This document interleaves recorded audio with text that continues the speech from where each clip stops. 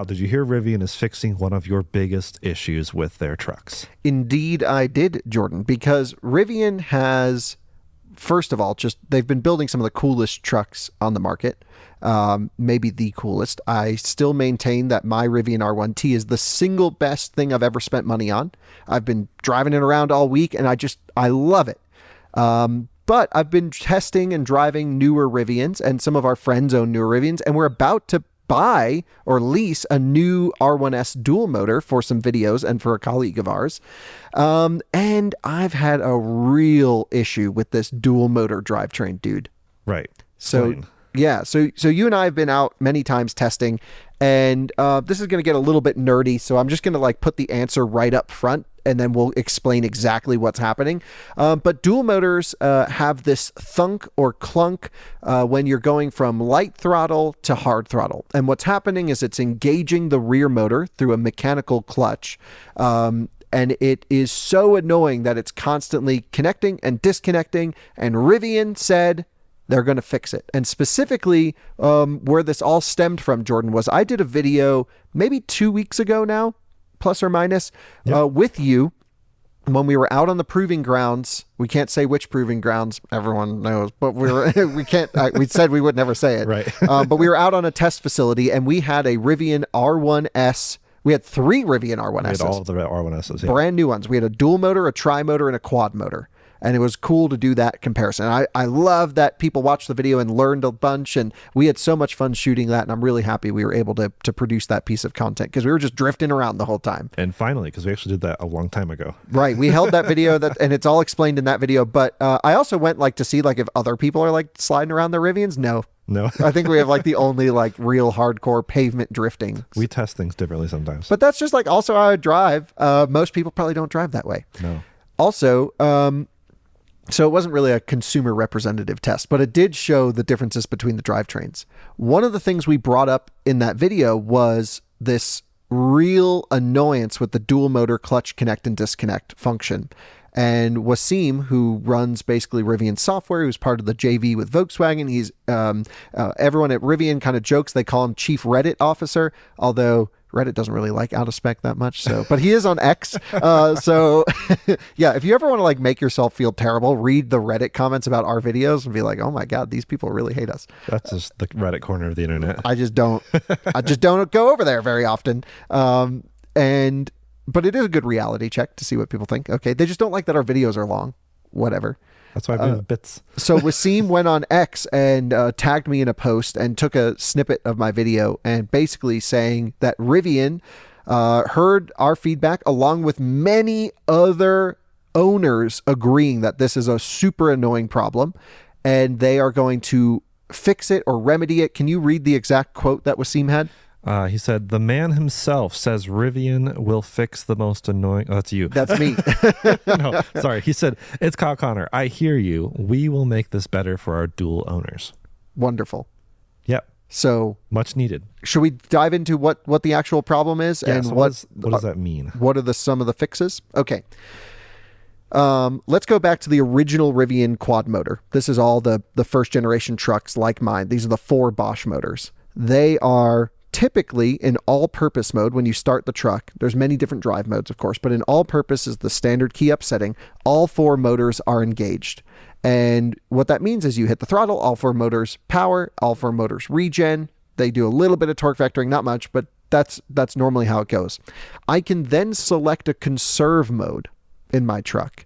And that conserve mode is the idea is to drop the suspension, lower the drag on the vehicle, and it actually has a physical clutch, 2 physical clutches for the 2 rear motors in the back that tunk and unlock the rear connection point, and then the truck becomes front wheel drive. And there's 2 benefits to this. The first is you're not getting flux related losses from the permanent magnet motor spinning. Because you have a magnetized rotor, there's always an electric field whenever it's spinning, which causes some drag because you have to handle that field and manage the power. There's also gear train losses because you're spinning the reduction gear, the fluid inside of that gear, and that ultimately, especially, on a long trip, can add up to some range loss by spinning that motor. And if you only need a little bit of power, well, okay, that's fine, you're front wheel drive. in my early system in conserve mode, even if I go wide open throttle, those clutches are not rated for dynamic connection. Right. So they're just open. So I'm just front wheel drive, just the front tires are doing everything they can. And I hate that the front motor or the front axle is the primary drive in Rivians. Yep. But they tune it that way. And I probably would have taken the compromise if I was responsible for powertrain tuning, because you always want the rear to be your power axle. So you want a little bit of a shorter gear ratio back there just to give you that punch off the line. And that's really meant to like push the truck when you're towing or driving hard. And then the front can have a little bit of a taller gear ratio, a little bit more efficient motor to pull you along. So that's why they go front wheel drive. It was a balance between driving dynamics and efficiency. And when it, in certain vehicles, the rear, having the rear power axle being also the efficient axle is really nice. The dual motor Cybertruck is that way, for example. Yep. So Rivian chose to do the clutch disconnect option for the first gen trucks, but it was user selectable. Other electric trucks, I'm just going to use Cybertruck as an example because it's the other more popular truck that does something similar, uses actually two different types of motors, Jordan. They use a permanent magnet motor, just like Rivian does, and that's their primary drive motor.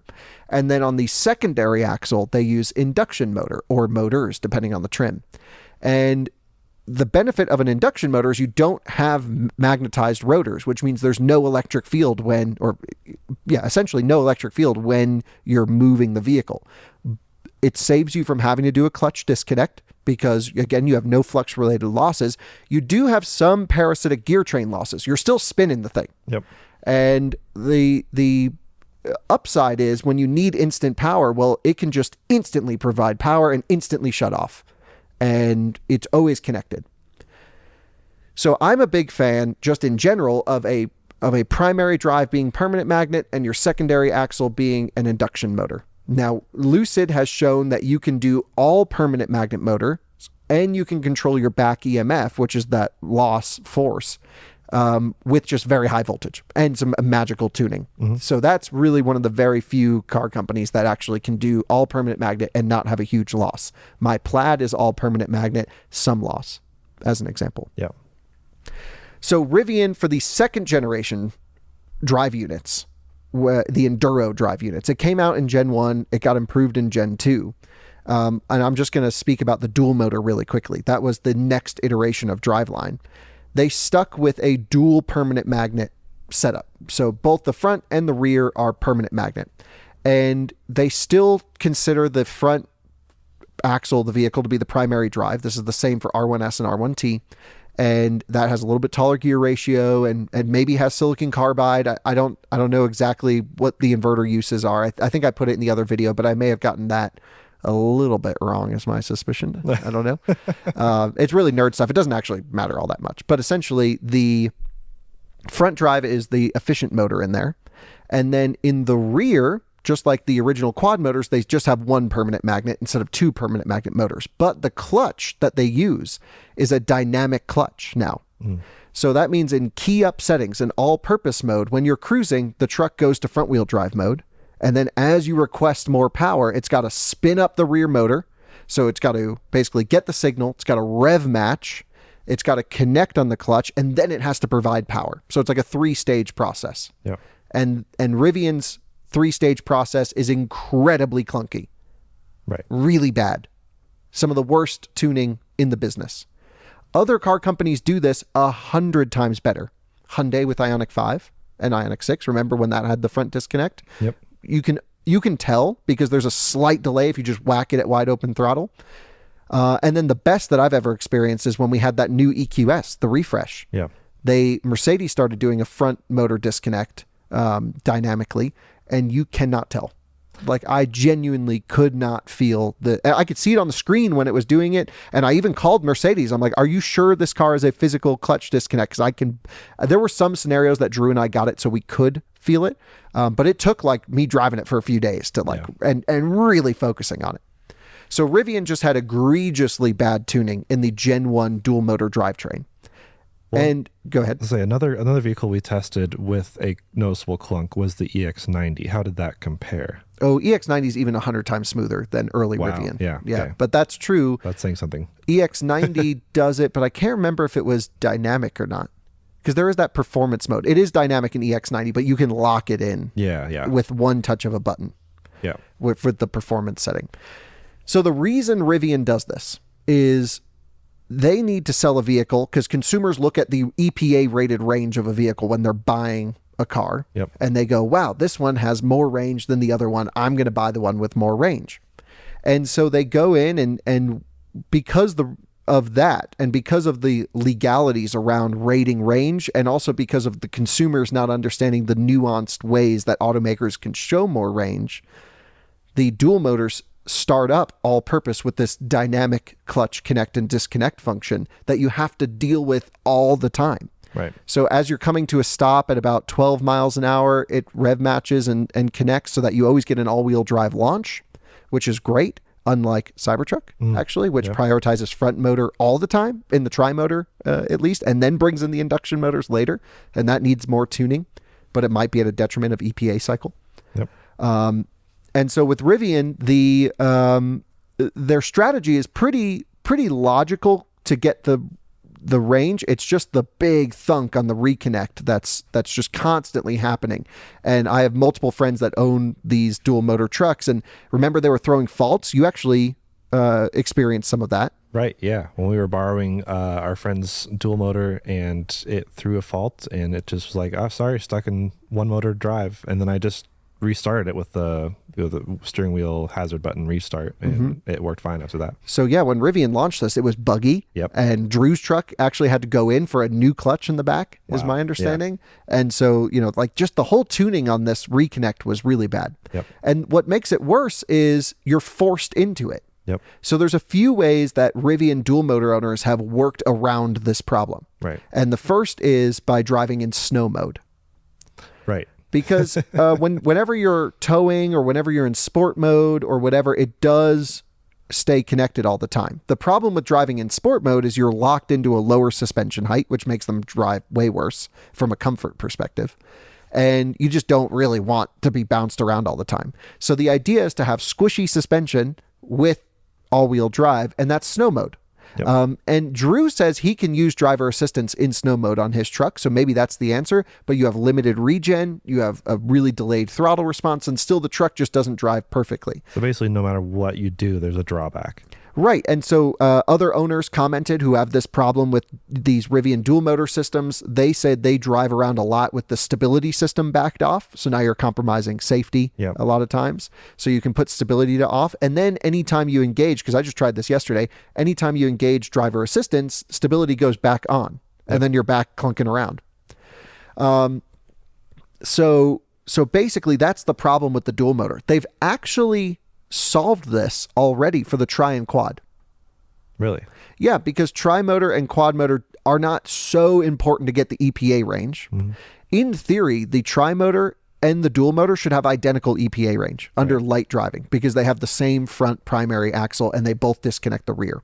The reason the tri-motor is rated less is because by default, they have it connected all-wheel drive all the time. Okay, and because they have the efficiency mode. They have the conserve mode, which the dual motor doesn't get, because you have to test the vehicles in key up settings. And so if Rivian chooses to do the dual motor like conserve button and then keep it connected and all the time, they'll have to re-rate the vehicle and the range will go down. Even though to the end user, the vehicle is identical. Yeah. Then they can choose when they want the range and that compromise of the clunkiness versus having all-wheel drive all the time. But this is just the nature of how things are tested. That's frustrating. It's a little bit frustrating. So a couple things to add to this story here. When the second generation R1s came out, I went to the launch and I met with this guy, Mason, who's responsible for their powertrain. Awesome guy. I've had him in videos before. Love Mason. Genius. He says they really worked on the reconnect and disconnect strategy for the Gen 2 R1s. In the sense where it had an updated inverter, it had quicker speed matching, it had a quicker connection, and it was way less jerky than the Gen 1 dual motors. And while I agree it is better, it's still annoying. And it happens all the time. Yep. And I hate it. And so the tri and quad motor let you drive all-wheel drive all the time, and then you can force conserve. The dual motor doesn't, because it's also why the dual motors start in automatic suspension height, Jordan. Yep. The tri and quad shouldn't do that. Yep. And it's so annoying that every time you get on the highway in a dual motor Rivian, it just lowers itself down. You get worse ride quality. Most of the time, I don't care about range. I charge at home. I'm driving 50 miles a day or whatever. That's probably most people's scenario. I just want an uber comfy, consistent experience. The fact that the truck is lowering down every time I hit a certain speed range and raising up, and you know, if you get off the highway quick, you can feel the thing raising up. It's just kind of annoying. Again, they have that set as automatic and default in the dual motors to get that EPA number. That's so frustrating. So what's frustrating is essentially the consumer, they have to do this to fool the consumer into showing a higher range number, when in actuality, the vehicle's the same. Like it could, like even if you just had a basic key up setting that was, you know, connected in all-wheel drive all the time, lets you drive in standard suspension all the time, the range number would show lower, but when you need the range, you could just put it in conserve mode and it would be identical. Yep. But it means that every day, all these people are buying Rivian dual motors, driving Rivian dual motors. It's still probably the most popular trim of powertrain. And probably over 95% of the time, people don't need the range. Yep. And they're dealing with all these compromises of auto suspension leveling and clutch disconnect and reconnect. And so that's been my problem with this whole situation. It got better in Gen 2, but it's still not perfect. And tri and quad let the user, an expert user, as you know, hopefully someone is when they buy a car, go into conserve mode. And tri and quad of the new generation, they do the exact same thing the Rivian dual motor does in all purpose. They dynamically connect. So it's front wheel drive most of the time. You hit the throttle, there's a little delay, there's a little tick, tick, clunk, clunk, and you're good to go. I was actually driving the Rivian tri-motor in Austin a few weeks ago. Yep. And I was preconditioning to a charging station. And I was driving it in all-purpose mode. And I could hear all the motors, you know, they create waste heat and they make a little bit extra noise to then get into the thermal loop to heat up the battery pack. Tesla does this as well. Others do it as well. It's a great way to rapidly heat up the battery before a charging session. And I put it into conserve mode. And you could hear so loud the RPMs of the rear motors spinning up and spinning down. Wow. With the clutch connect. So that if anyone wants to like experience that, if they have a tri or quad or maybe even a dual motor, I haven't tried it, you know, put it to a charging station, make sure it's preconditioning, and you could hear, you know, you come from a launch, it's zzz, you're still accelerating, and then in the back you'll hear zzz. And this was in a truck. This was in an R1T. Yeah.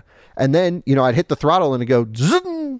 And it actually sounded great. It was really cool, and I was like playing around with it. Yeah, I love the motor noise. Yeah, I just don't want that as my default. Right. Like, let me choose when I want range, and let me choose when I want driving comfort. The problem is the EPA range testing, which automakers have to rate by, does not show a comfort setting and a range setting. It makes you test in key up.